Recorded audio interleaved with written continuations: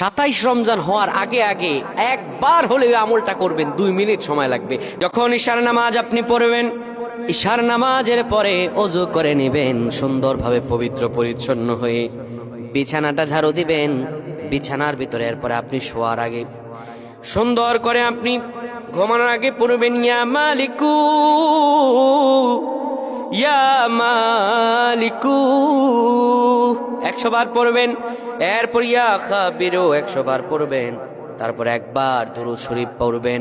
এরপরে 2টা হাত তুলে আল্লাহর কাছে যা দোয়া করবেন, আপনার দোয়া করতে দেরি হবে, আমার আল্লাহ কবুল করতে দেরি করবেন না। আল্লাহুম্মা আমিন। সেজদায় পরে আল্লাহরে বলবেন, আল্লাহ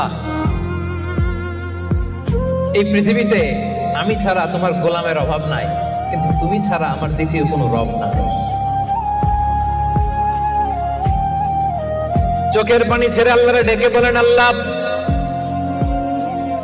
এই জমিনে আমি ছাড়া